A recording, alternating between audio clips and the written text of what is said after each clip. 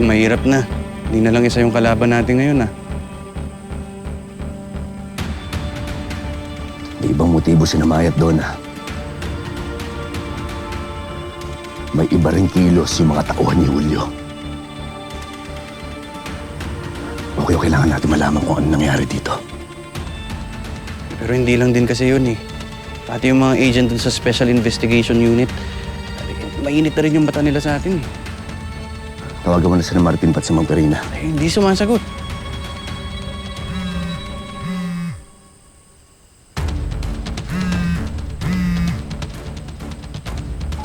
Si Boss. Boss! Boss, kailangan namin ng backup. Maraming mahabol sa amin ngayon. Huwag ka mag-alala. Magpapadala ako ng tulong. Anong kailangan natin gawin ngayon? Delikado kung uuwi ka sa inyo, Lolo. Baka masundan ka ng mga humahabol sa inyo. Boss, kung dyan na lang kaya muna kami dumiretso. Hindi rin nila dapat malaman kung saan ang headquarters natin. Iligaw niyo muna ang mga yan. Pansamantala doon kayo tumuloy sa kaibigan ko. Ipapadala ko sa inyo ang address. Makakakuha rin kayo doon ng mga dagdag na baril at pala. Copy, boss. Tara. Tara.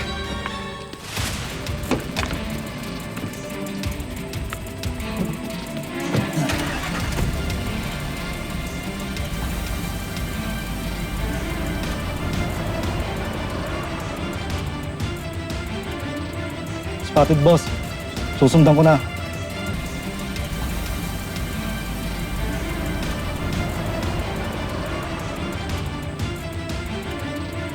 Spotted, boss. Susundan ko na.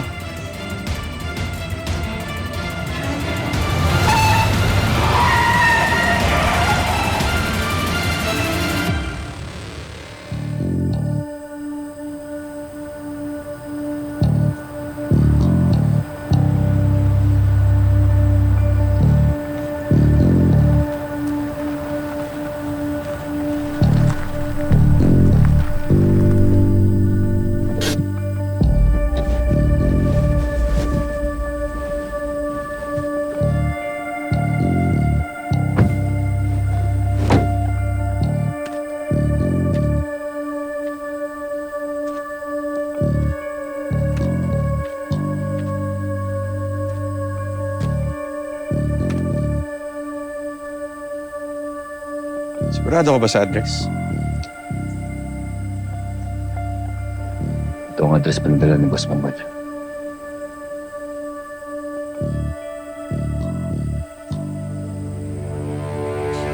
Long, iba kutob ko dito, ah. Sa pagkakakilala ko kay Manuel, tsaka sa lahat na nangyari sa atin ngayon, hindi imposible ibaligpit na rin tayo. Ang lahat kahit saan, handang sugurin ko, eh. Nasa tingin mo? Si Manuel ang tumulong sa akin na makapagsimula ulit. At sa loob ng 7 taon, nakilala ko siya. At alam kong hindi niya kayang gawin yan. Sa tingin mo nga lang, eh. Basta sa ngayon ang alam ko, siya ang tumulong sa akin.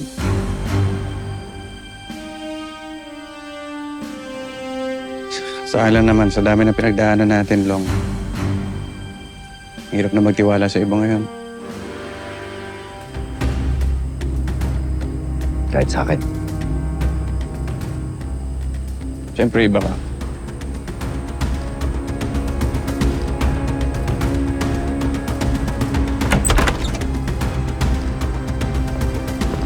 Oh, dyan na pala kayo. Tuloy kayo.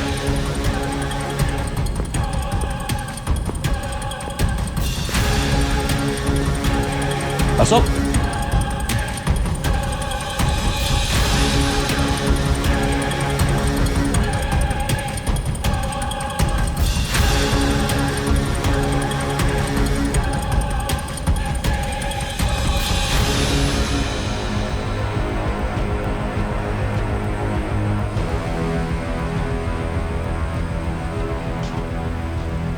Kailan ho ba nakatira dito? Sir, pasensya na ho kayo. Kung naabala pa namin pagkain mo.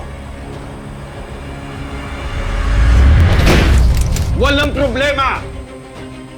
Itaas nyo ang mga kamay ninyo!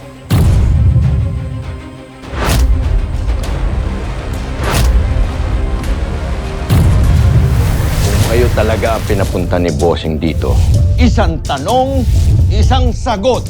Paano kami makakasiguro na ikaw talagang dapat namin kitain? Kilala mo pala yung pangil ng Maynila. Ilang beses niya na akong tinulong. Mabuti siyang tao.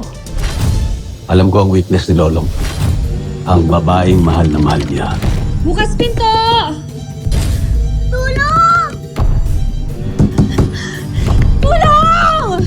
Protect Lolong at dalhin mo siya sa akin. Bakit mo ginagawa itong trabaho na to?